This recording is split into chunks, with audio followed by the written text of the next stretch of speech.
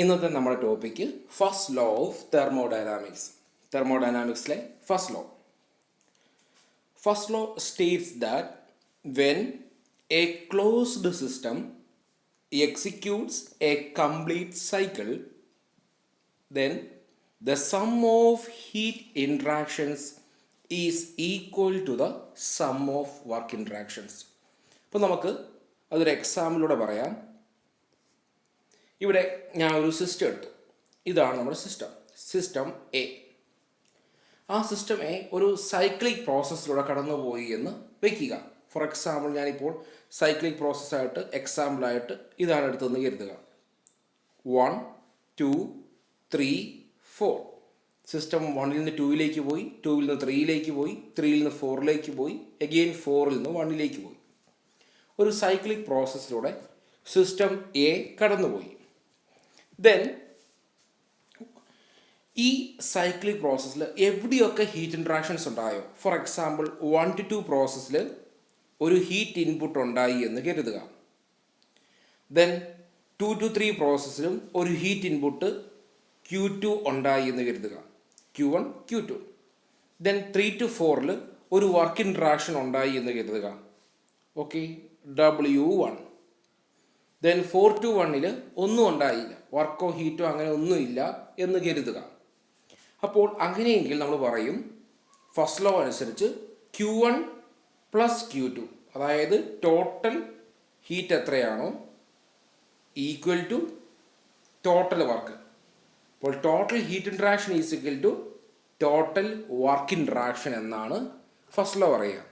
അതായത് ഒരു closed system ഒരു സൈക്കിളിലൂടെ കടന്നു പോയാൽ ആ സൈക്കിളിൽ എവിടെയൊക്കെ ഹീറ്റ് ഇൻട്രാക്ഷൻസും വർക്ക് ഇൻട്രാക്ഷൻസും ഉണ്ടായോ ദെൻ ആ total heat interactions equal to total work interactions ആയിരിക്കുമെന്നാണ് ഫസ്റ്റ് ലോ പറയുന്നത്.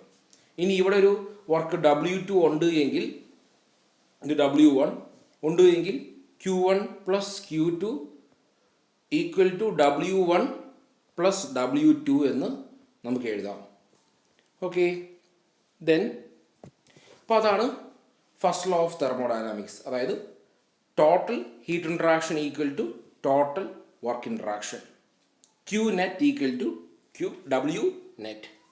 അപ്പോൾ അതാണ് ഫസ്റ്റ് ലോ പറയുന്നത്. First law for a cycle. കുറേ കൂടെ ക്ലിയർ ആയിട്ട് പറയുകയാണെങ്കിൽ ഫസ്റ്റ് ലോ നമുക്ക് രണ്ടായിട്ട് സ്റ്റേറ്റ് ചെയ്യാം. First law for a cycle and first law for a process. ഇപ്പോൾ first law for a cycle പറയുന്നത് ഒരു സൈക്കിളിന് ഉണ്ടായ total heat interactions equal to total work interactions എന്നാണ്. ഇനി ഇവിടെ നമുക്ക് സിസ്റ്റം എ എടുത്തു. ഇപ്പോൾ ഈ സിസ്റ്റം എ ഒരു സൈക്കിളിലൂടെ കടന്നുപോയി. അപ്പോൾ ഉണ്ടായ വർക്ക് ഇൻട്രാക്ഷൻസും ഹീറ്റ് ഇൻട്രാക്ഷൻസുമാണ് ഈ മാർക്ക് ചെയ്തിരിക്കുന്നത്. അപ്പോൾ സിസ്റ്റം എ സൈക്ലിക് പ്രോസസ്സിലൂടെ കടന്നു പോയപ്പോൾ ഒരു ഹീറ്റ് അഡീഷൻ Q1 നടന്നു, ഒരു വർക്ക് W1 സിസ്റ്റത്തിലേക്ക് വന്നു, ദെൻ W2 സിസ്റ്റം വർക്ക് ചെയ്തു, Q2 എന്ന് പറയുന്ന ഹീറ്റ് സിസ്റ്റം റിജക്റ്റ് ചെയ്തു. അപ്പോൾ ഇത്രയും ഹീറ്റ് ഇൻട്രാക്ഷൻ നടന്നു.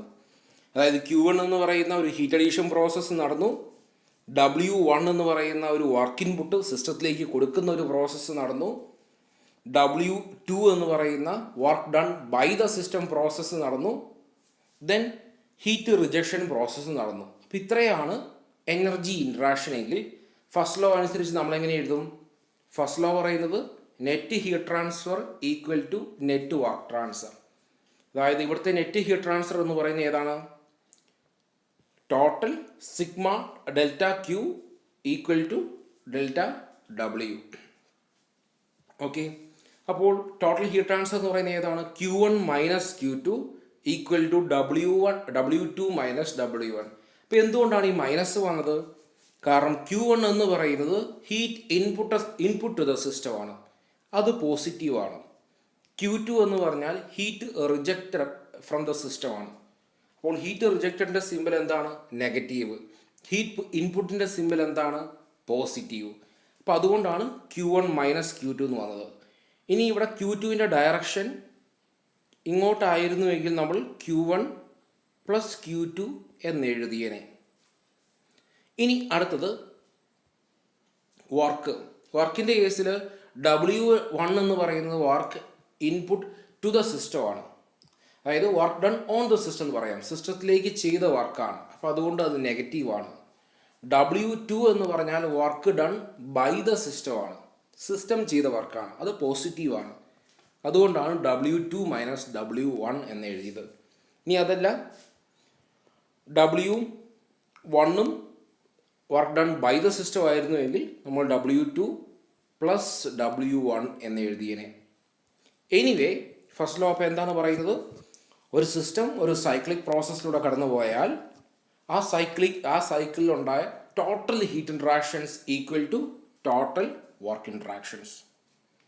ഓക്കെ, ഇനി നമ്മൾ first law for a process പറയും. അതായത് നമ്മളൊരു പ്രോസസ്സ് എടുത്തു, ഇതാണ് പ്രോസസ്സ് 1 to 2. ദെൻ ഈ ഒരു പ്രോസസ്സിൽ 1 to 2 നടന്നു, സിസ്റ്റം സ്റ്റേറ്റ് 1 നിന്ന് സ്റ്റേറ്റ് 2ലേക്ക് വന്നു. അപ്പോൾ ഈ ഒരു പ്രോസസ്സിൽ ഒരു ഹീറ്റ് ഇൻട്രാക്ഷനും ഒരു വർക്ക് ഇൻട്രാക്ഷനും ഉണ്ടായി എന്ന് കരുതുക. അതായത് നേരത്തെ നമ്മളൊരു സൈക്കിളിൻ്റെ കേസിൽ പറഞ്ഞു, സൈക്കിളിൽ ഒരു പ്രോസസ്സിൽ ഹീറ്റ് ഇൻട്രാക്ഷൻ, വേറൊരു പ്രോസസ്സിൽ വർക്ക് ഇൻട്രാക്ഷൻ ഉണ്ടാകാം. എനിവേ ഇവിടെ നമ്മളൊരു പ്രോസസ്സ് എടുത്തു, ആ പ്രോസസ്സിൽ ഒരു ഹീറ്റ് ഇൻട്രാക്ഷനോ ഒരു വർക്ക് ഇൻട്രാക്ഷനോ ഉണ്ടാകാം. അങ്ങനെ ഉണ്ടായിക്കഴിഞ്ഞാൽ ഫസ്റ്റ് ലോ അനുസരിച്ച് പറയുന്നത് for a process delta Q, ആ ഹീറ്റ് ഇൻട്രാക്ഷൻ എത്രയാണോ delta Q is equal to DU plus delta W എന്നാണ് പറയുന്നത്.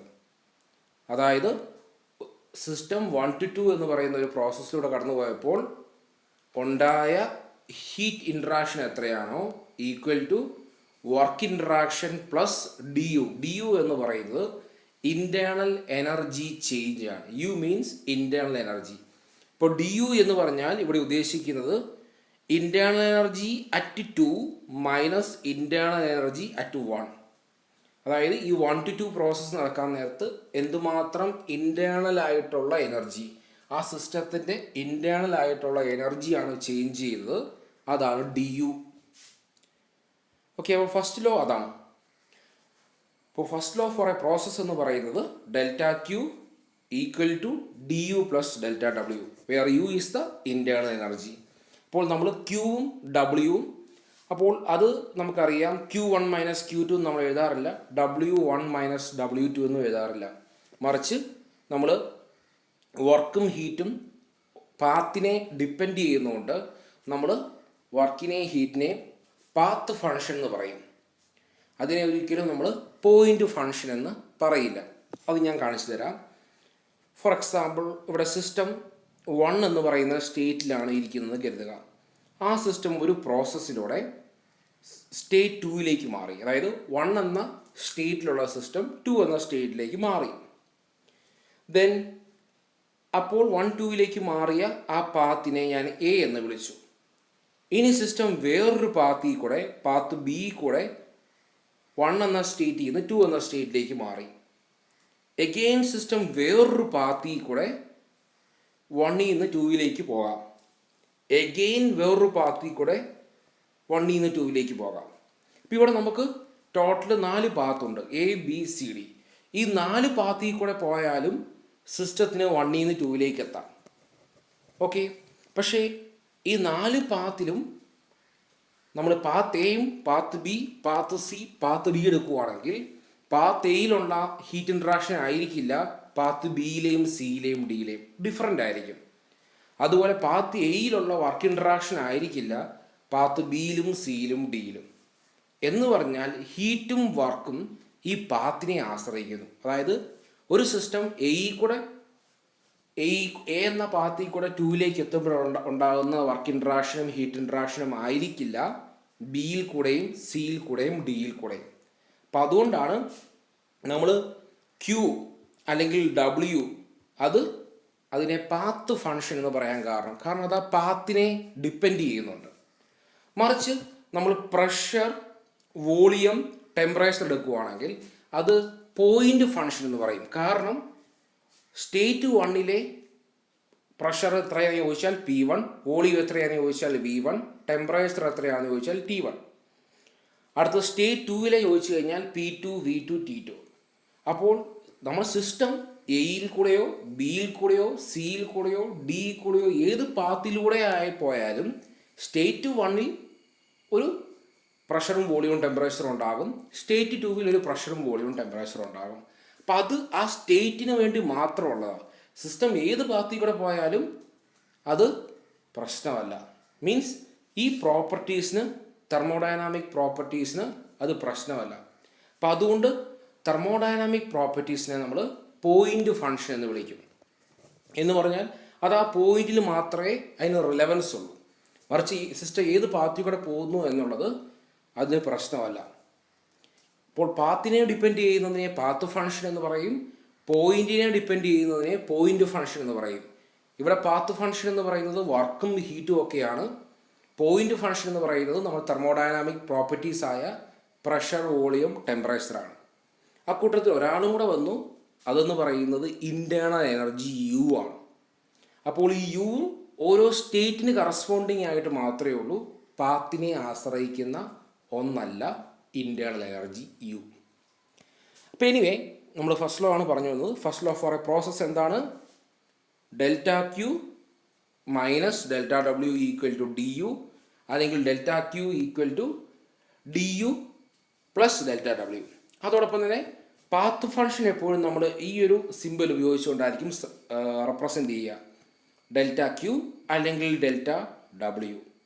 പക്ഷേ നമ്മളിപ്പോൾ പോയിന്റ് ഫങ്ഷൻസ് റെപ്രസെൻ്റ് ചെയ്യുന്നത് ഇങ്ങനെയായിരിക്കും, ഡി യു എന്ന് പറഞ്ഞാൽ u2 മൈനസ് u1. അതായത് പോയിന്റ് ഫങ്ഷൻസിൻ്റെ ചേഞ്ച് നമ്മൾ എപ്പോഴും ഈ ഡി ചേർത്തിട്ടായിരിക്കും നമ്മൾ റെപ്രസെൻ്റ് ചെയ്യുക.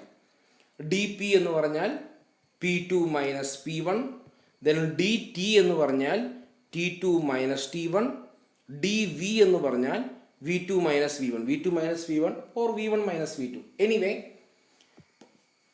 പോയിന്റ് ഫങ്ഷൻസിൻ്റെ ചേഞ്ച് എപ്പോഴും നമ്മൾ ഡി ഉപയോഗിച്ചുകൊണ്ടായിരിക്കും റെപ്രസെൻ്റ് ചെയ്യുക. പാത്ത് ഫങ്ഷനെ നമ്മൾ എപ്പോഴും ഇതുപോലെ ഡെൽറ്റ ഉപയോഗിച്ചുകൊണ്ടായിരിക്കും കാണിക്കുക. അപ്പോൾ അതാണ് first law for a process.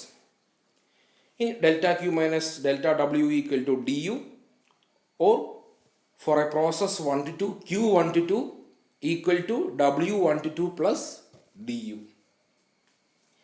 അപ്പോൾ ഡി യു എന്ന് പറയുന്നത് ഇൻറ്റേർണൽ എനർജി ചേഞ്ച് ആണ്.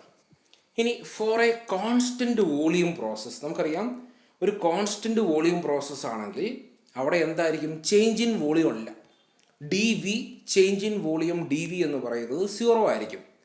അപ്പോൾ നമുക്ക് ഓൾറെഡി അറിയാവുന്നൊരു കാര്യം, വർക്ക് എന്ന് പറയുന്നത് ഇൻ്റഗ്രൽ പി ഡി വി ആണ്. അപ്പോൾ ചേഞ്ച് ഇൻ വോളിയം ഇല്ല എങ്കിൽ അവിടെ വർക്ക് എന്ന് പറയുന്നത് 0 ആയിരിക്കും. അപ്പോൾ ഒരു പ്രോസസ്സ് കോൺസ്റ്റൻറ്റ് വോളിയം പ്രോസസ്സ് ആണ് എങ്കിൽ അവിടെ എന്ത് 0 ആയിരിക്കും? ഡബ്ല്യു എന്ന് പറയുന്നത് 0 ആയിരിക്കും. എന്ന് പറഞ്ഞാൽ അവിടെ heat interaction equal to internal energy change എന്ന് പറയാം. That is Q1 to 2 equal to D U. അപ്പോൾ ഡി യുവിൻ്റെ ഇക്വേഷൻ എന്ന് പറയുന്നത് ഇതാണ്. അത് നിങ്ങൾ പഠിക്കുക. അതിൻ്റെ ഡെറിവേഷനൊക്കെ ഹയർ സെമസ്റ്റേഴ്സിൽ തെർമോഡൈനാമിക്സ് സബ്ജക്റ്റിൽ ഡീറ്റെയിൽ ആയിട്ട് പഠിക്കും. അപ്പോൾ Q1 to 2 equal to D U. D യുവിൻ്റെ ഇക്വേഷൻ ഇതാണ്, M C V into temperature difference, M C V D T അല്ലെങ്കിൽ M C V into T2 minus T1. M mass, C V specific heat at constant volume, then ഇത് temperature difference, higher temperature minus lower temperature. ഒരു process എടുത്തു, ആ പ്രോസസ്സിലെ higher temperature minus lower temperature. അപ്പോൾ D U is equal to M C V into T2 minus T1 ആണ് equation. അപ്പോൾ ഈ change in internal energy is directly proportional to change in temperature. അപ്പോൾ D U is directly proportional to change in temperature. അപ്പോൾ internal energy change in ടെമ്പറേച്ചറിനെ directly proportional ആണ്. For an ideal gas the internal energy is a function of temperature only. അപ്പോൾ ideal ഗ്യാസിൻ്റെ case എടുക്കുകയാണെങ്കിൽ ഈ internal energy എന്ന് പറയുന്നത് ടെമ്പറേച്ചറിന് directly proportional ആയിരിക്കും. ഇനി എൻതാൽപ്പി എന്ന് പറഞ്ഞാൽ H equal to U plus P V. U means internal energy, P V is pressure volume energy. Okay, അപ്പോൾ ഒരു സിസ്റ്റം അല്ലെങ്കിൽ ഒരു ഗ്യാസ് എടുക്കുന്നു, അപ്പോൾ അതിന് വർക്ക് ചെയ്യാൻ എന്തുമാത്രം എനർജി ഉണ്ട്, the total energy of A system, അതാണ് എൻതാൽപ്പി കൊണ്ട് ഉദ്ദേശിക്കുന്നത്. ഇപ്പോൾ ഉദാഹരണം, ഒരു സിസ്റ്റത്തിന് എൻതാൽപ്പി കൂടുതലാണെന്ന് പറഞ്ഞാൽ അതിന് കൂടുതൽ വർക്ക് ചെയ്യാനുള്ള എനർജി ഉണ്ട്. ഇപ്പം നമ്മൾ ഫുഡൊക്കെ കഴിച്ച് കഴിഞ്ഞാൽ നമുക്ക് കൂടുതൽ എനർജി ഉണ്ട് വർക്ക് ചെയ്യാൻ എന്ന് പറയുന്ന രീതിയിൽ ഒരു സിസ്റ്റത്തിൻ്റെ എൻതാൽപ്പി കൂടുതലാണെന്ന് പറഞ്ഞാൽ അതിന് കൂടുതൽ വർക്ക് ഔട്ട്പുട്ട് തരാനുള്ള കേപ്പബിലിറ്റി ഉണ്ട്.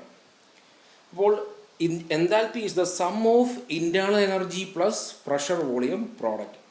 ഇനി ഈ എൻതാൽപ്പി എന്ന് പറയുന്നതും ഒരു പോയിൻ്റ് ഫങ്ഷനാണ്, അല്ലെങ്കിൽ പ്രോപ്പർട്ടി ഓഫ് ദ സിസ്റ്റമാണ്. അപ്പോൾ പ്രോപ്പർട്ടി ഓഫ് ദ സിസ്റ്റം എന്ന് പറയുന്നത് ആരൊക്കെയാണ്? Pressure, volume, temperature, then internal energy, ഇപ്പോൾ എൻതാൽപ്പി. ഇനി പ്രോപ്പർട്ടി ഓഫ് ദ സിസ്റ്റത്തിൻ്റെ പ്രത്യേകത എന്താണ്? അത് പോയിൻ്റ് ഫങ്ഷനാണ്, പോയിൻറ്റിനെ മാത്രം ഡിപ്പെൻഡ് ചെയ്യുന്ന ഒന്നാണ്. Okay, then for a constant process, constant pressure process, constant pressure പ്രോസസ്സിൽ എന്തായിരിക്കും? പ്രഷർ റിമെയിൻസ് കോൺസ്റ്റൻ്റ് ആയിരിക്കും. എന്ന് പറഞ്ഞാൽ അവിടെ എന്തായിരിക്കും? dP0 ആയിരിക്കും. ഓക്കെ, അപ്പോൾ for a constant pressure process നമുക്കവിടെ ഈ ഇക്വേഷൻ യൂസ് ചെയ്യാം. Enthalpy change DH = mCp × T2 - T1 അല്ലെങ്കിൽ mCp × temperature difference. M mass CP എന്ന് പറയുന്നത് specific heat at constant pressure. Okay, അതാണ് DHൻ്റെ equation for a constant pressure process. അപ്പോൾ enthalpy എന്ന് പറയുന്നത് ടോട്ടൽ എനർജിയാണ് ഒരു സിസ്റ്റത്തിൻ്റെ. Then ratio of specific heat, CP / CV നമ്മൾ ഓൾറെഡി കണ്ടു. Gamma is the ratio of specific heat. Then also Cp minus Cv = R. R is the characteristic gas constant. Then Cp is equal to gamma into R divided by gamma minus 1 and Cv is equal to R divided by gamma minus 1. ഇതെല്ലാം നമ്മൾ mathematically prove ചെയ്യുന്ന കാര്യങ്ങളാണ്. Just ഫൈനലായിട്ടുള്ള ഇക്വേഷൻസുകൾ മാത്രം എഴുതിയെന്ന് മാത്രം. Then the second law of thermodynamics, തെർമോഡൈനാമിക്സിൻ്റെ second law. അപ്പോൾ second ലോനെ നമ്മൾ രണ്ടായിട്ട് ഡിവൈഡ് ചെയ്യുവാണ്. കെൽവിൻ പ്ലാങ്ക് സ്റ്റേറ്റ്മെൻറ്റ് എന്ന് പറയുന്ന ഒരു പോർഷനും ക്ലോഷ്യസ് സ്റ്റേറ്റ്മെൻറ്റ് എന്ന് പറയുന്ന രണ്ടാമത്തെ ഒരു പോർഷനും. അപ്പോൾ നമുക്ക് ആദ്യം കെൽവിൻ പ്ലാങ്ക് സ്റ്റേറ്റ്മെൻറ്റ് എന്താണെന്ന് ജസ്റ്റ് ഒന്ന് വായിക്കാം. It is impossible for any device that operates on a cycle to receive heat from a single reservoir and produce a net amount of work. ഇപ്പോൾ സെക്കൻഡ് ലോയിൽ കെൽവിൻ പ്ലാങ്ക് സ്റ്റേറ്റ്മെൻറ്റ് പറയുന്നത് heat എഞ്ചിനെ കുറിച്ചാണ്. അപ്പോൾ നമുക്ക് ആദ്യം ഹീറ്റ് എഞ്ചിൻ എന്താണെന്ന് നോക്കാം. അതായത് എഞ്ചിൻ എന്ന് പറയുന്നത് ഇപ്പോഴും ഒരു സൈക്ലിക് ആയിട്ട് വർക്ക് ചെയ്യുന്നൊരു ഡിവൈസാണ്. അതായത് നമ്മൾ ഈ പഠിക്കാൻ പോകുന്ന 3 സൈക്കിൾസ് ഉണ്ട്. Carnot cycle, auto cycle, diesel cycle. ഇപ്പോൾ കാർനോട്ട് സൈക്കിളിൽ വർക്ക് ചെയ്യുന്ന എഞ്ചിനെ കാർനോട്ട് എഞ്ചിൻ എന്ന് പറയും. അതുപോലെ ഓട്ടോ സൈക്കിളിൽ വർക്ക് ചെയ്യുന്ന എഞ്ചിനെ നമ്മൾ പെട്രോൾ എഞ്ചിൻ എന്ന് പറയും. ഡീസൽ സൈക്കിളിൽ വർക്ക് ചെയ്യുന്ന എഞ്ചിനെ നമ്മൾ ഡീസൽ എഞ്ചിൻ എന്ന് പറയും. അപ്പോൾ ഓരോ എഞ്ചിനും വർക്ക് ചെയ്യുന്നത് ഒരു സൈക്കിളിൻ്റെ ബേസിലാണ്. അപ്പോൾ ഈ സൈക്കിളിലെ ഏതെങ്കിലും ഒരു പ്രോസസ്സിൽ നിന്നായിരിക്കും നമുക്ക് വർക്ക് ഔട്ട്പുട്ട് കിട്ടുന്നത്. ആ വർക്ക് യൂസ് ചെയ്തായിരിക്കും ഇപ്പോൾ നമ്മൾ ഓട്ടോമൊബൈൽസ് ആണെങ്കിൽ ഓട്ടോമൊബൈൽസ് റൺ ചെയ്യുന്നതൊക്കെ ഏതെങ്കിലും ഒരു പ്രോസസ്സിൽ നിന്ന് കിട്ടുന്ന വർക്കായിരിക്കും. ആ വർക്കായിരിക്കും നമ്മൾ വീലിലേക്ക് കൊടുക്കുന്നത്, വീല് കറങ്ങുന്നത്, ഓട്ടോമൊബൈൽ മൂവ് ചെയ്യുന്നത്. ഓക്കെ, അപ്പോൾ കോമൺ ആയിട്ട് നമ്മൾ എടുക്കുമ്പോൾ ഒരു എൻജിൻ എന്തൊക്കെ പാർട്ടുണ്ട്? ഒരു എൻജിൻ എന്ന് പറയുന്നത് ഒരു സൈക്ലിക് ആയിട്ട് ഒരു പ്രോസസ്സിൽ റൺ ചെയ്യുന്ന ഒന്നാണ് എൻജിൻ.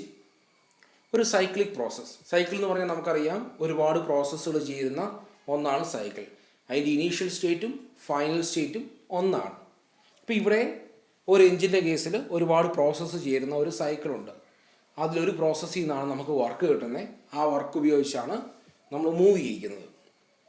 അപ്പോൾ എനിവേ ഇതാണ് ഹീറ്റ് എൻജിൻ. ഈ ഹീറ്റ് എൻജിന് വർക്ക് ചെയ്യണമെങ്കിൽ എന്തൊക്കെ വേണം? ഒരു ഇൻപുട്ട് വേണം. അപ്പോൾ ഇവിടെ നമ്മളൊരു ഇൻപുട്ട് എടുക്കുന്നു. ഹീറ്റ് Q1 എന്ന് പറയുന്ന ഒരു ഹീറ്റ് ഇൻപുട്ട് നമ്മൾ ഹീറ്റ് എൻജിന് കൊടുക്കുന്നു. എന്നിട്ട് ഹീറ്റ് എൻജിൻ എന്താ നമുക്ക് തരുന്നത്? ഹീറ്റ് എൻജിൻ നമുക്ക് ഏതെങ്കിലും ഒരു പ്രോസസ്സിൽ നിന്ന് ഒരു വർക്ക് ഔട്ട്പുട്ട് തരും. ഇതാണ് നമുക്ക് വേണ്ടത്. കാരണം ഈ വർക്ക് ഉപയോഗിച്ചാണ് നമുക്ക് മൂവ് ചെയ്യേണ്ടത്. ഓക്കെ, കാരണം ഈ വർക്ക് എടുത്തിട്ടാണ് നമ്മൾ വീല് കറക്കുന്നത്. ഈ വർക്ക് ഉപയോഗിച്ചാണ് നമ്മൾ ജനറേറ്ററിലേക്ക് കണക്ട് ചെയ്തിട്ട് നമ്മൾ ഇലക്ട്രിസിറ്റി പ്രൊഡ്യൂസ് ചെയ്തത്. ഓക്കെ, അപ്പോൾ ഇതിനെല്ലാം നമുക്ക് വർക്ക് വേണം. ഇപ്പോൾ ഹീറ്റ് എഞ്ചിൻ ആ വർക്ക് തരുന്നു. പക്ഷേ ഹീറ്റ് എഞ്ചിൻ ആ വർക്ക് തരണമെങ്കിൽ എന്ത് വേണം? ഒരു ഹീറ്റ് ഇൻപുട്ട് വേണം. ദെൻ ഹീറ്റ് എഞ്ചിൻ എന്ത് ചെയ്യുന്നു? ഈ Q1 എന്ന് പറയുന്ന ആ ഹീറ്റിനെയും കംപ്ലീറ്റ് ആയിട്ട് വർക്കാക്കി മാറ്റാൻ പറ്റില്ല. ഇപ്പോൾ നമ്മൾ human body as an example എടുക്കാം. നമ്മളൊരു എഞ്ചിനാണ്. നമ്മൾ ഫുഡ് കഴിക്കുന്നു, നമ്മൾ വർക്ക് ചെയ്യുന്നു, നമുക്ക് കുറച്ച് വേസ്റ്റ് ഉണ്ടാകുന്നു. അതേസമയം നമ്മൾ ഫുഡ് കഴിക്കുന്നു, ഫുഡ് കഴിക്കാതിരുന്നു കഴിഞ്ഞാൽ എന്ത് സംഭവിക്കും? നമുക്ക് എനർജി നഷ്ടപ്പെടും, വർക്ക് ചെയ്യാനുള്ള എനർജി നഷ്ടപ്പെടും. പിന്നെ കണ്ടിന്യൂസ് ആയിട്ട് നമ്മൾ ഫുഡ് കഴിക്കാതെ ഇൻടേക്ക് ഇല്ലാതെ വന്നു കഴിഞ്ഞാൽ ഡെഡ് ആവും. ഓക്കെ, എന്ന് പറയുന്ന രീതിയിൽ തന്നെ എഞ്ചിന് വർക്ക് ചെയ്യണമെങ്കിൽ, വർക്ക് നമുക്ക് തരണമെങ്കിൽ ഒരു ഇൻപുട്ട് വേണം. അപ്പോൾ ഇവിടെ Q1 എന്ന് പറയുന്ന ഒരു ഹീറ്റ് ഇൻപുട്ടാണ് എഞ്ചിനിലേക്ക് സപ്ലൈ ചെയ്യുന്നത്. അപ്പോൾ ആ Q1ൻ്റെ ഒരു പാർട്ട് എഞ്ചിൻ എന്താക്കി മാറ്റും? വർക്കാക്കി മാറ്റി ബാക്കി റിമൈനിങ് പാർട്ട് എന്ന് പറയുന്നത് വേസ്റ്റ് ആക്കി മാറ്റും. ഓക്കെ, കാരണം ഈ ലോകത്തുള്ള ഒരു എഞ്ചിനും, കാറിൻ്റെ എഞ്ചിനായിക്കോട്ടെ, ബൈക്കിൻ്റെ എഞ്ചിനായിക്കോട്ടെ, സ്കൂട്ടറിൻ്റെ എഞ്ചിനായിക്കോട്ടെ, ഈവൻ ഹ്യൂമൻ ബോഡി എന്ന എഞ്ചിൻ എടുത്താലും 100% എഫിഷ്യൻ്റ് അല്ല. കാരണം അങ്ങനെ എഫിഷ്യൻ്റ് ആയിരുന്നെങ്കിൽ വേസ്റ്റ് ഉണ്ടാകത്തില്ല. അങ്ങനെ എഫിഷ്യൻ്റ് ആയിരുന്നെങ്കിൽ കാറിൻ്റെയും ബൈക്കിൻ്റെയും എക്സോസ്റ്റ് പുകയിൽ നല്ല ഹീറ്റ് ഉണ്ടാവില്ല. നിങ്ങൾക്കറിയാം, കാറിൻ്റെ ബൈക്കിൻ്റെ ഒക്കെ നിങ്ങൾ എക്സോസ്റ്റിൽ പിടിച്ച് നോക്കി കഴിഞ്ഞാൽ നല്ല ചൂടായിരിക്കും, നമ്മുടെ കൈ പൊള്ളിപ്പോകും. എന്ന് പറയുമ്പോൾ അത്രയും എമൗണ്ട് വേസ്റ്റ് ഹീറ്റ് പുറത്തേക്ക് തള്ളുന്നുണ്ട്. അപ്പോൾ നമ്മൾ സപ്ലൈ ചെയ്ത ഹീറ്റിൽ ഒരു ചെറിയ പോർഷൻ മാത്രമേ നമുക്ക് വർക്കായിട്ട് കിട്ടുന്നുള്ളൂ, മറിച്ച് മറ്റൊരു മേജർ പോർഷനും വേസ്റ്റ് ഹീറ്റായിട്ട് പോകുന്നുണ്ട്. അപ്പം അതുകൊണ്ട് നമുക്ക് എന്ത് പറയാൻ പറ്റും? ഒരു ഹീറ്റ് എഞ്ചിനും 100% എഫിഷ്യൻ്റ് അല്ല എന്ന് പറയാൻ പറ്റും. അപ്പോൾ എഫിഷ്യൻസി എന്താണെന്ന് ആദ്യം പറയണം. എന്താണ് എഫിഷ്യൻസി? എഫിഷ്യൻസി എന്ന് പറഞ്ഞാൽ നമുക്ക് എന്ത് കിട്ടി, നമുക്ക് കിട്ടിയ വർക്ക് എത്രയാണ്, ഡിവൈഡ് ബൈ ആ വർക്ക് കിട്ടാൻ വേണ്ടി നമ്മൾ എന്തുമാത്രം എനർജി സ്പെൻഡ് ചെയ്തു, ഹീറ്റ് ഇൻപുട്ട് കൊടുത്തു. അപ്പോൾ എഫിഷ്യൻസി എന്ന് പറഞ്ഞാൽ W/Q1 ആണ്.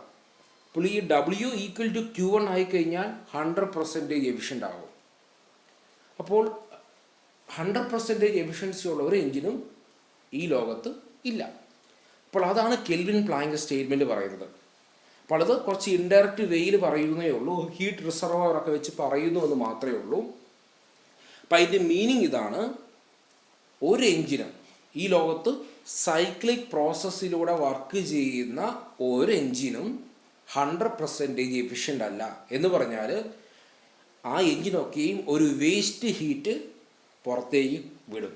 ഇപ്പോൾ നമ്മൾ ബെൻസിൻ്റെ കാർ എടുത്താലും, BMW കാർ എടുത്താലും, ബൈക്ക് എടുത്താലും, സൂപ്പർ ബൈക്കിലെടുത്താലും എല്ലാം നമുക്ക് വേസ്റ്റ് ഹീറ്റ് തരും. ഇപ്പോൾ ഈ ലോകത്തുള്ള ഏത് എഞ്ചിൻ എടുത്താലും അതെല്ലാം വേസ്റ്റ് ഹീറ്റ് തരും. മീൻസ് അതൊന്നും 100% എഫിഷ്യൻ്റ് അല്ല. അതാണ് കെൽവിൻ പ്ലാങ്ക് സ്റ്റേറ്റ്മെൻറ്റ് പറയുന്നത്. No heat engine can have a thermal efficiency of 100%. ഇപ്പോൾ ഇവിടെ ഇതാണ് നമ്മുടെ ഹീറ്റ് എഞ്ചിൻ. ഹീറ്റ് എഞ്ചിൻ ഒരു സൈക്ലിക് പ്രോസസ്സിലൂടെ വർക്ക് ചെയ്യുന്നു. അപ്പോൾ ഹീറ്റ് എഞ്ചിന് ഹീറ്റ് ഇൻപുട്ടായിട്ട് എടുക്കുന്നു, വർക്ക് തരുന്നു, വേസ്റ്റ് ഹീറ്റ് കളയുന്നു. ഓക്കെ, അപ്പോൾ കെൽവിൻ പ്ലാങ്ക് സ്റ്റേറ്റ്മെൻറ്റ് പറയുകയാണ് ഇവിടെ QL = 0 ആകുന്ന കേസ് പോസിബിൾ അല്ല. QL 0 ആയാൽ അതിൻ്റെ മീനിങ് എന്താ? ഈ എൻജിൻ 100% എഫിഷ്യൻ്റ് ആണ്. അപ്പം അങ്ങനെ ഒരിക്കലും സംഭവിക്കില്ല എന്നുള്ളതാണ് കെൽവിൻ പ്ലാങ്ക് സ്റ്റേറ്റ്മെൻറ്റ് സ്ഥാപിക്കുന്നത്. അപ്പോൾ സെക്കൻഡ് ലോയിൽ കെൽവിൻ പ്ലാങ്ക് സ്റ്റേറ്റ്മെൻറ്റ് എന്ന് പറയുന്നത് ഹീറ്റ് എഞ്ചിനുമായിട്ട് ബന്ധപ്പെട്ടതാണ്. അതായത് വർക്ക് തരുന്ന, ഔട്ട്പുട്ടായിട്ട് വർക്ക് തരുന്ന ഡിവൈസുമായിട്ട് ബന്ധപ്പെട്ടതാണ്. ഇനി അടുത്ത ഒരു സ്റ്റേറ്റ്മെൻറ്റാണ് ക്ലോഷ്യസ് സ്റ്റേറ്റ്മെൻറ്റ്. അപ്പം ക്ലോഷ്യസ് സ്റ്റേറ്റ്മെൻറ്റ് എന്താ പറയുന്നതെന്ന് ചോദിച്ചു കഴിഞ്ഞാൽ, അപ്പോൾ അതിന് മുമ്പ് നമുക്ക് ആദ്യം ഒരു കാര്യം പറയാം. ഹീറ്റ് എവിടെ നിന്ന് എങ്ങോട്ടാണ് ഫ്ലോ ചെയ്യുന്നത്? ഹൈ ടെമ്പറേച്ചറിൽ നിന്ന് ലോ ടെമ്പറേച്ചറിലേക്കാണ് ഹീറ്റ് ഫ്ലോ ചെയ്യുന്നത്. റിവേഴ്സ് ആയിട്ട് ഒരിക്കലും ഹീറ്റ് ഓട്ടോമാറ്റിക്കലി ഫ്ലോ ചെയ്യത്തില്ല. ഇപ്പോൾ നമ്മളൊരു ഹൈ ടെമ്പറേച്ചർ ബോഡി കുറച്ച് നേരം എവിടെയെങ്കിലും കൊണ്ട് വെക്കുകയാണെങ്കിൽ അതിൽ നിന്ന് ഹീറ്റ് നഷ്ടപ്പെടും. അങ്ങനെ അതിൻ്റെ ടെമ്പറേച്ചർ കുറഞ്ഞു വരും. കാരണം എന്താണ്? സറൗണ്ടിങ് ടെമ്പറേച്ചർ എന്ന് പറയുന്നത് അതിനേക്കാളും താഴെയാണ് എങ്കിൽ ആ ബോഡിയിൽ നിന്ന് നോർമലായിട്ട് heat high temperature to low temperature flow ചെയ്യും. അത് ഓട്ടോമാറ്റിക്കായിട്ട് നടക്കും. പക്ഷേ ഒരു ലോ ടെമ്പറേച്ചറിൽ നിന്ന്, മീൻസ് ഒരു ഐസ് കട്ട വെച്ച് കഴിഞ്ഞാൽ ആ ഐസ് കട്ടയിൽ നിന്ന് ഹീറ്റ് ഒരിക്കലും ആംബിയൻറ്റിലേക്ക് പോകില്ല.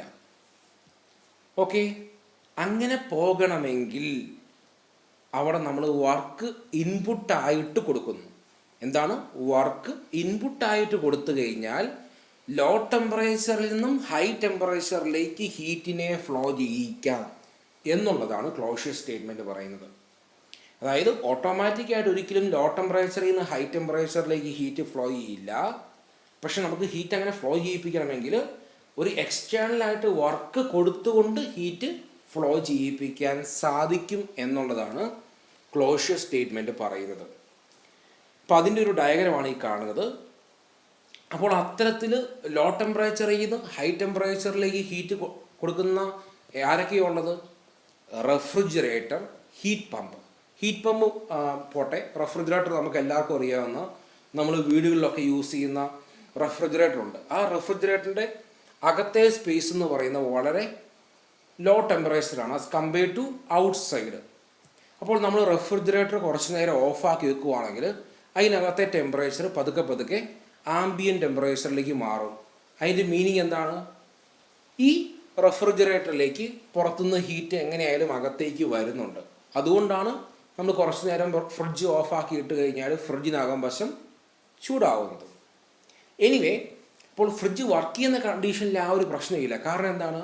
ഈ ഫ്രിഡ്ജിനകത്തേക്ക് കയറി വരുന്ന ഹീറ്റിനെ അത്രയും റിമൂവ് ചെയ്തുകൊണ്ട് പോകുന്ന ഒരാളുണ്ട്. അതിൻ്റെ പേരാണ് റെഫ്രിജറേറ്റർ. ഓക്കെ, അതിൻ്റെ പേര് റെഫ്രിജറേഷൻ സിസ്റ്റം എന്ന് പറയും. നമ്മളത് അടുത്ത മോഡ്യൂളിലൊക്കെ ആയിട്ട് പഠിക്കും. അപ്പം അത്തരത്തിൽ ഹീറ്റിനെ റിമൂവ് ചെയ്തുകൊണ്ട് പോകുന്നു. അതായത് ഫ്രിഡ്ജിനകത്തെ ആ ലോ ടെമ്പറേച്ചർ സ്പേസിലേക്ക് എൻ്റർ ചെയ്യുന്ന ഹീറ്റിനെ അപ്പം റിമൂവ് ചെയ്തുകൊണ്ട് പോകാൻ ഒരു റെഫ്രിജറേഷൻ സിസ്റ്റം ഉണ്ട്. അപ്പോൾ ആ റെഫ്രിജറേഷൻ സിസ്റ്റം എന്താ ചെയ്യുന്നത്? ഫ്രിഡ്ജിലെ ലോ ടെമ്പറേച്ചർ സ്പേസിലേക്ക് കയറി വരുന്ന ഹീറ്റിനെ എടുക്കുന്നു, അതിനെ തിരിച്ച് സറൗണ്ടിങ്സിലേക്ക് കൊടുക്കുന്നു. അപ്പോൾ അവിടെ എങ്ങനെയാണ് heat flow? From low temperature to high temperature. അപ്പോൾ അതിനാണ് റെഫ്രിജറേഷൻ സിസ്റ്റം. ഇനി ഈ റെഫ്രിജറേഷൻ സിസ്റ്റത്തിന് എന്ത് വേണം? ഒരു വർക്ക് ഇൻപുട്ട് വേണം. ഇപ്പോൾ ഫ്രിഡ്ജ് വർക്ക് ചെയ്യണമെങ്കിൽ നമ്മൾ ഇലക്ട്രിസിറ്റി സപ്ലൈ ചെയ്യണം ഇൻപുട്ടായിട്ട്. അതേസമയം നമ്മൾ ഒരു കാർ എൻജിൻ കണ്ടിന്യൂസ് ആയിട്ട് വർക്ക് ചെയ്യണമെങ്കിൽ നമുക്ക് ഇൻപുട്ടിൻ്റെ ആവശ്യമില്ല. ആകെ വേണ്ടത് പെട്രോളോ ഡീസലോ മാത്രം മതി. ഓക്കെ, അവിടെ നമുക്ക് ആ പെട്രോളോ ഡീസൽ എന്ന് പറയുന്ന ആ ഒരു ഫ്യൂവൽ അത് കത്തുമ്പോഴുള്ള എനർജിയിൽ നിന്നൊക്കെയാണ് വർക്ക് കിട്ടുന്നത്. അത് നമ്മൾ ഡീറ്റെയിൽ ആയിട്ട് അടുത്ത പാർട്ടിൽ പഠിക്കും. എനിവേ, ഫ്രിഡ്ജിനെ സംബന്ധിച്ച് അവിടെ ഹീറ്റ് നമ്മൾ ട്രാവൽ ചെയ്യിപ്പിക്കുക. ഫ്രിഡ്ജ് ലോ ടെമ്പറേച്ചർ സ്പേസിൽ നിന്ന് ഹൈ ടെമ്പറേച്ചറിലേക്ക് ഹീറ്റിനെ കൊണ്ടുപോകുന്നു. അപ്പോൾ അതിന് നമുക്ക് അവിടെ ഒരു വർക്ക് ഇൻപുട്ടായിട്ട് നമ്മൾ സപ്ലൈ ചെയ്യണം. അപ്പോൾ അതിനു വേണ്ടിയൊക്കെയുള്ള സിസ്റ്റമാണ് റെഫ്രിജറേഷൻ സിസ്റ്റം. ഓക്കെ, അപ്പോൾ എനിവേ ക്ലോഷ്യസ് സ്റ്റേറ്റ്മെൻറ്റ് പറയുന്ന കാര്യം ഇതാണ്. നമുക്ക് ലോ ടെമ്പറേച്ചറിൽ നിന്ന് ഹൈ ടെമ്പറേച്ചറിലേക്ക് ഹീറ്റ് കൺവേ ചെയ്യാൻ സാധിക്കില്ല നോർമലി. ഇനി അങ്ങനെ സാധിക്കും എപ്പോൾ? ഒരു വർക്ക് ഇൻപുട്ടായിട്ട് കൊടുത്തുകൊണ്ട് ഒരു സൈക്ലിക് പ്രോസസ്സിൽ വർക്ക് ചെയ്യുന്ന ഒരു സിസ്റ്റം ഉണ്ടെങ്കിൽ ആ സിസ്റ്റത്തിന് മാത്രമേ അത് സാധിക്കൂ. ഓക്കെ, അപ്പോൾ അതാണ് ക്ലോഷ്യസ് സ്റ്റേറ്റ്മെൻറ്റ് പറയുന്നത്. It is impossible to construct a device that operates in a cycle and produce no effect other than the transfer of heat from a lower temperature body to a higher temperature body. Clausius statement പറയുന്നതാണ് it is impossible to construct. അതായത് ഒരു cyclic പ്രോസസ്സിൽ work ചെയ്യുന്ന ഒരു machine, ആ മെഷീൻ്റെ പ്രത്യേകത എന്താണ്? അത് ലോ ടെമ്പറേച്ചറിൽ നിന്ന് ഹൈ ടെമ്പറേച്ചറിലേക്ക് ഹീറ്റ് കൊണ്ടുപോകുന്നു. ഓക്കെ, പക്ഷേ it is impossible to construct എന്ന് പറഞ്ഞേ. പക്ഷെ ആ മെഷീന് ലോ ടെമ്പറേച്ചറിൽ നിന്ന് ഹൈ ടെമ്പറേച്ചറിലേക്ക് കൊണ്ടുപോകും, പക്ഷെ അതൊരു വർക്കും ഇൻപുട്ടായിട്ട് എടുക്കാതെയാണ് കൊണ്ടുപോകുന്നത്. അങ്ങനെ ഒരു മെഷീൻ ഒരിക്കലും നിർമ്മിക്കാൻ പറ്റില്ല എന്നുള്ളതാണ് ക്ലോഷ്യസ് പറയുന്നത്. എന്ന് പറഞ്ഞാൽ അതിൻ്റെ മീനിങ് എന്താണ്? ലോ ടെമ്പറേച്ചറിൽ നിന്ന് ഹൈ ടെമ്പറേച്ചറിലേക്ക് ഹീറ്റ് കൊണ്ടുപോകാൻ സാധിക്കും ഒരു സൈക്ലിക്കായിട്ട് വർക്ക് ചെയ്യുന്ന ഒരു മെഷീൻ ഉണ്ടെങ്കിൽ. പക്ഷേ ആ മെഷീന് ഇൻപുട്ടായിട്ട് വർക്ക് കൊടുത്തുകൊണ്ട് സാധിക്കും, ഇൻപുട്ടായിട്ട് വർക്കില്ലാതെ സാധിക്കില്ല എന്നുള്ളതാണ് ക്ലോഷ്യസ് പറയുന്നത്. അപ്പോൾ അതിന് എക്സാമ്പിളാണ് ഈ കാണുന്നത്. റെഫ്രിജറേറ്റർ എന്ന് പറയുന്ന ഒരു സിസ്റ്റം ഉണ്ട്, റെഫ്രിജറേഷൻ സിസ്റ്റം ഉണ്ട്. ഈ റെഫ്രിജറേഷൻ സിസ്റ്റം എന്ന് പറയുന്നത് ഒരു സൈക്ലിക്കായിട്ട് വർക്ക് ചെയ്യുന്ന ഒന്നാണ്, നമ്മുടെ എഞ്ചിനെ പോലെ തന്നെ. അവിടെയും നമുക്ക് ഒരുപാട് പ്രോസസ്സുണ്ട്. അപ്പോൾ ആ കാര്യങ്ങളൊക്കെ നമ്മൾ അടുത്ത മോഡിൽ പഠിക്കും. അപ്പോൾ എനിവേ ഈ റെഫ്രിജറേറ്ററിൻ്റെ പരിപാടി എന്നാ, ലോ ടെമ്പറേച്ചർ, അതായത് നമ്മുടെ ഫ്രിഡ്ജിനകം വശത്ത് നിന്ന് ഹീറ്റ് എടുക്കുന്നു, എന്നിട്ട് ആ ഹീറ്റിനെ എങ്ങോട്ട് തള്ളുന്നു, നമ്മുടെ സറൗണ്ടിങ്സിലേക്ക്, ആംബിയൻറ്റിലേക്ക് കൊടുക്കുന്നു. അപ്പോൾ ഹീറ്റ് ലോ ടെമ്പറേച്ചർ സ്പേസിൽ നിന്ന് എടുക്കുന്നു, ആംബിയൻറ്റിലേക്ക് തള്ളുന്നു. അപ്പോൾ അതിന് ചുമ്മാ പറ്റുമോ? ഇല്ല, ഒരു വർക്ക് ഇൻപുട്ടായിട്ട് നമ്മൾ കൊടുക്കണം. എൻജിൻ നമുക്ക് വർക്ക് തരുന്നെങ്കിൽ റെഫ്രിജറേഷൻ സിസ്റ്റം എന്താ ചെയ്യുന്നത്, വർക്ക് ഇൻപുട്ട് എടുത്തുകൊണ്ട് ഹീറ്റിനെ ലോ ടെമ്പറേച്ചറിൽ നിന്ന് ഹൈ ടെമ്പറേച്ചറിലേക്ക് കൊടുക്കുന്നു. ഓക്കെ, അപ്പോൾ അതാണ് റെഫ്രിജറേഷൻ സിസ്റ്റം. അപ്പോൾ അതുപോലെ തന്നെ ഉള്ള ഒരു സിസ്റ്റമാണ് ഹീറ്റ് പമ്പ്. അപ്പോൾ അതൊക്കെ നമ്മൾ പിന്നീട് ഡീറ്റെയിൽ ആയിട്ട് പഠിക്കും. ഇപ്പോൾ തൽക്കാലം എല്ലാവർക്കും അറിയാവുന്ന റെഫ്രിജറേഷൻ സിസ്റ്റം മാത്രം ഓർത്ത് വെക്കുക. അപ്പോൾ അത്തരത്തിൽ റെഫ്രിജറേഷൻ സിസ്റ്റം യൂസ് ചെയ്ത് ഫ്രിഡ്ജ് കണ്ടിന്യൂസ് ആയിട്ട് വർക്ക് ചെയ്യുമ്പോൾ എന്ത് ചെയ്യും, ഈ ഫ്രിഡ്ജിനകത്തേക്ക് കയറി വരുന്ന അത്രയും ഹീറ്റിനെ റിമൂവ് ചെയ്ത് പുറത്തേക്ക് കളയുന്നതുകൊണ്ട് ഫ്രിഡ്ജിനകം വശം എപ്പോഴും തണുത്തിരിക്കും. ഇപ്പോൾ നമ്മളൊരു ഐസ് കട്ട എടുത്ത് പുറത്ത് കൊണ്ട് വെച്ച് കഴിഞ്ഞാൽ കുറച്ച് കഴിയുമ്പോൾ അത് മെൽറ്റ് ചെയ്ത് വാട്ടറായി മാറും. അതിന് കാരണം എന്താണ്, സറൗണ്ടിങ് ടെമ്പറേച്ചർ എന്ന് പറയുന്ന ആ ഐസ് ബ്ലോക്കിൻ്റെ ടെമ്പറേച്ചറിനേക്കാളും കൂടുതലാണ്. അപ്പോൾ അതുകൊണ്ട് ഹീറ്റ് ഐസ് ബ്ലോക്കിലേക്ക് വരുന്നു, അങ്ങനെ ഐസ് ബ്ലോക്ക് മെൽറ്റ് ചെയ്യുന്നു. പക്ഷേ ഈ ഐസ് ബ്ലോക്കിലേക്ക് വരുന്ന അത്രയും ഹീറ്റിനെ റിമൂവ് ചെയ്ത് കളയുവാണെങ്കിൽ എന്ത് സംഭവിക്കും, ഐസ് ബ്ലോക്ക് മെൽറ്റ് ആവാതിരിക്കും. അപ്പോൾ അത് തന്നെയാണ് റെഫ്രിജറേഷൻ സിസ്റ്റം ചെയ്യുന്നത്. നമ്മൾ ഫ്രിഡ്ജിനകത്തെ ടെമ്പറേച്ചർ ഒരു പർട്ടിക്കുലർ വാല്യൂവിൽ സെറ്റ് ചെയ്ത് കഴിഞ്ഞാൽ ദെൻ അവിടുത്തെ ഹീറ്റിനെ അത്രയത്തെ റിമൂവ് ചെയ്ത് കളയുന്നു. അതോടൊപ്പം തന്നെ സറൗണ്ടിങ്സിൽ നിന്ന് കയറി വരുന്ന ഹീറ്റിനെ ഒക്കെ റിമൂവ് ചെയ്ത് എപ്പോഴും നമ്മൾ ഉദ്ദേശിച്ച രീതിയിൽ ഫ്രിഡ്ജിനകം വശം മെയിൻറ്റെയിൻ ചെയ്ത് നിർത്തുന്നു. അപ്പോൾ അതാണ് ക്ലോഷർ സ്റ്റേറ്റ്മെൻറ്റും കെൽവിൻ പ്ലാങ്ക് സ്റ്റേറ്റ്മെൻറ്റും. ഇത് രണ്ടും സെക്കൻഡ് ലോ ഓഫ് തെർമോഡൈനാമിക്സിൻ്റെ പാർട്ടാണ്. ഇനി അടുത്തതാണ് എൻട്രോപ്പി എന്ന് പറയുന്ന ടൈം. അപ്പോൾ നമ്മൾ ഇൻറ്റേർണൽ എനർജി, എൻതാൽപ്പി കണ്ടു, രണ്ടും പോയിൻ്റ് ഫംഗ്ഷനാണെന്ന് നമ്മൾ മനസ്സിലാക്കി. അതുപോലെ ഉള്ള ഒരു പോയിൻ്റ് ഫംഗ്ഷനാണ് എൻട്രോപ്പി. എന്താണ് entropy? Entropy is the measure of degree of randomness of the molecules. Entropy can be viewed as a measure of molecular disorder or molecular randomness. ഒരു സിസ്റ്റത്തിലെ മോളിക്യൂൾസിൻ്റെ റാൻഡംനെസ്സിൻ്റെ ഒരു ഡിഗ്രി സൂചിപ്പിക്കുന്ന ഒന്നാണ് എൻട്രോപ്പി. അതായത് റാൻഡംനെസ് കൂടുതലാണെങ്കിൽ നമ്മൾ പറയും എൻട്രോപ്പി കൂടുതലാണ്, റാൻഡംനെസ് കുറവാണെങ്കിൽ എൻട്രോപ്പി കുറവാണ്. Entropy is also A thermodynamic property. എന്ന് പറയുമ്പോൾ എന്താണ്, pressure, volume, temperature, internal energy, enthalpy പോലെ ഉള്ള ഒരു പ്രോപ്പർട്ടിയാണ് എൻട്രോപ്പി. എന്ന് പറഞ്ഞാൽ സിസ്റ്റം ഏത് സ്റ്റേറ്റിലാണോ ഉള്ളത് അവിടുത്തെ എൻട്രോപ്പി ഉണ്ടാകും. അതായത് സിസ്റ്റം 1 എന്ന സ്റ്റേറ്റിലാണെങ്കിൽ അവിടുത്തെ എൻട്രോപ്പി S1, സിസ്റ്റം 2 എന്ന സ്റ്റേറ്റിലാണെങ്കിൽ അവിടുത്തെ എൻട്രോപ്പി S2. കാരണം ആ എൻട്രോപ്പി എന്ന് പറയുന്ന ടൈം സിസ്റ്റത്തിൻ്റെ ഒരു പർട്ടിക്കുലർ ഇൻസ്റ്റൻറ്റിലെ മോളിക്യൂൾസിൻ്റെ റാൻഡംനെസ് ആണ് സൂചിപ്പിക്കുന്നത്. Then entropy increases with the increase of temperature and decreases with the decrease of temperature. അതായത് ടെമ്പറേച്ചർ കൂടുന്തോറും എൻട്രോപ്പി കൂടും. കാരണം എന്താണ്, നമ്മളൊരു സിസ്റ്റത്തിലേക്ക് ഹീറ്റ് കൊടുക്കും തോറും അവിടുത്തെ ടെമ്പറേച്ചർ കൂടുന്നു, മോളിക്യൂൾസിൻ്റെ എനർജി കൂടുന്നു, അതനുസരിച്ച് മോളിക്യൂൾസിൻ്റെ റാൻഡംനെസ് കൂടുന്നു. Then it means entropy increases. Then നമ്മളൊരു സിസ്റ്റത്തിനെ കൂൾ ചെയ്യുവാണെങ്കിൽ എന്ത് സംഭവിക്കുന്നു, മോളിക്യൂൾസിന് എനർജി നഷ്ടപ്പെടുന്നു, മോളിക്യൂൾസ് പതുക്കെ അതിൻ്റെ റാൻഡംനെസ് കുറഞ്ഞു വരുന്നു. അപ്പോൾ അതനുസരിച്ച് അവിടെ എൻട്രോപ്പി കുറയുന്നു. Then entropy is A point function.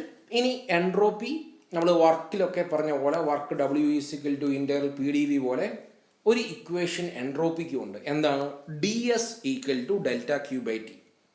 DS എന്ന് പറഞ്ഞാൽ എൻട്രോപ്പി ചേഞ്ച് ആണ്, ഈക്വൽ ടു ΔQ/T. ഇനി ഇതാണ് ടെമ്പറേച്ചർ എൻട്രോപ്പി ഡയഗ്രാം. നമ്മളിപ്പോൾ ഒരു പ്രോസസ്സ് എടുത്തു, പ്രോസസ്സ് 1 to 2.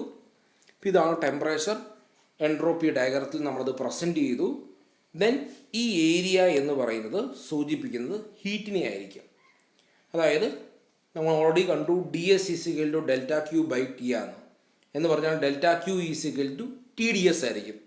അതായത് W = ഇൻറ്റഗ്രൽ PdV എന്ന് പറയുന്ന പോലെ delta Q is equal to T D S. Then Q is equal to interval 1 to TDS. Interval 1 to 2 TDS. അപ്പോൾ നമ്മൾ 1 to 2 പ്രോസസ്സ് എടുത്തു കഴിഞ്ഞാൽ നമ്മൾ Q is equal to interval 1 to 2 TDS എന്നായിരിക്കും. എൻ്റെ മീനിങ് എന്നാ, ഈ കാണുന്ന ഏരിയ അത്രയും സൂചിപ്പിക്കുന്നത് ഹീറ്റ് ട്രാൻസ്ഫർ ആയിരിക്കും. അതായത് ഒരു പ്രോസസ്സിലെ നമ്മൾ പി വി ഡയഗ്രത്തിലെ ഒരു പ്രോസസ്സിൻ്റെ അണ്ടറിലെ ഏരിയനെ വർക്ക് ഡൺ എന്ന് പറഞ്ഞ പോലെ ഒരു ടെമ്പറേച്ചർ എൻട്രോപ്പി ഡയഗ്രത്തിൽ ഒരു പ്രോസസ്സിൻ്റെ അണ്ടറിൽ വരുന്ന ഏരിയ എന്തായിരിക്കും സൂചിപ്പിക്കുക? ഹീറ്റ് ട്രാൻസ്ഫർ ആയിരിക്കും. Heat transfer equal to area of T S diagram. ഇപ്പോൾ ടി എസ് ഡയഗ്രത്തിൽ നമ്മൾ പ്രോസസ്സ് റെപ്രസെൻറ്റ് ചെയ്ത് കഴിഞ്ഞാൽ അതിൻ്റെ അണ്ടറിൽ വരുന്ന ഏരിയ അത്രയും സൂചിപ്പിക്കുക ഹീറ്റ് ട്രാൻസ്ഫർ ആയിരിക്കും. സോ അതിൻ്റെ equation Q is equal to integral T D S, W is equal to integral P D V എന്ന് പറഞ്ഞ പോലെ Q is equal to integral T D S. Okay, ഈ ഒരു ഡയഗ്രാം സൂചിപ്പിക്കുന്നത് ഐസ് കട്ട, അത് ടെമ്പറേച്ചർ ഡിക്രീസ് ചെയ്യുമ്പോൾ മെൽറ്റ് ചെയ്യുന്നു, എഗെയിൻ ടെമ്പറേച്ചർ ഡിക്രീസ് ചെയ്യുമ്പോൾ ഐസ് ബ്ലോക്കായി മാറുന്നു. അപ്പോൾ നമ്മൾ ഒരു ഐസ് കട്ട മെൽറ്റ് ചെയ്യിക്കുന്നു. അപ്പോൾ അതിനുവേണ്ടി ഹീറ്റ് സപ്ലൈ ചെയ്യുന്നതോറും അവിടെ എന്താ സംഭവിക്കുന്നത്? മോളിക്യൂൾസിന് എനർജി കൂടുന്നു, ആ ബോണ്ടിങ് സോളിഡ് സ്റ്റേറ്റിൽ നിന്നും ലിക്വിഡ് സ്റ്റേറ്റിലേക്ക് മാറുന്നു. മീൻസ് സോളിഡ് സ്റ്റേറ്റിലുള്ളതിനേക്കാളും റാൻഡംനെസ് ലിക്വിഡ് സ്റ്റേറ്റിൽ കൂടുതലായിരിക്കും. അപ്പം അതുകൊണ്ട് തന്നെ ഒരു ഐസ് ബ്ലോക്കിന് വാട്ടറിലേക്ക് ഒരു കൺവേർഷൻ ഉണ്ടാകുമ്പോൾ അവിടെ എന്താ സംഭവിക്കുന്നത്? എൻട്രോപ്പി ഇൻക്രീസ് ചെയ്യുന്നു. ഇനി ഇതുപോലെ ഒരു വാട്ടർ ഐസ് ബ്ലോക്കായി മാറുമ്പോഴോ അവിടെ റാൻഡംനെസ് കുറയുവാണ്, എൻട്രോപ്പി ഡിക്രീസ് ചെയ്യും. ഇനി നമ്മൾ അടുത്ത ക്ലാസ്സിൽ ഡിഫറെൻ്റ് തെർമോഡൈനാമിക് പ്രോസസ്സ് ഉണ്ട്. അപ്പം ഈ തെർമോഡൈനാമിക്സ് പ്രോസസ്സൊക്കെ ചേരുന്നതാണ് സൈക്കിള്. ഇപ്പോൾ സൈക്കിളിലേക്ക് കിടക്കുന്നതിന് മുമ്പ് ഓരോ തെർമോഡൈനാമിക്സ് പ്രോസസ്സും നമുക്ക് ഡീറ്റെയിൽ ആയിട്ട് കാണണം. അപ്പോൾ നമുക്ക് 1 by 1 ആയിട്ട് ഈ തെർമോഡൈനാമിക്സ് പ്രോസസ്സ് നെക്സ്റ്റ് ക്ലാസ്സിൽ ഡീറ്റെയിൽ ആയിട്ട് കാണാം. Thank you.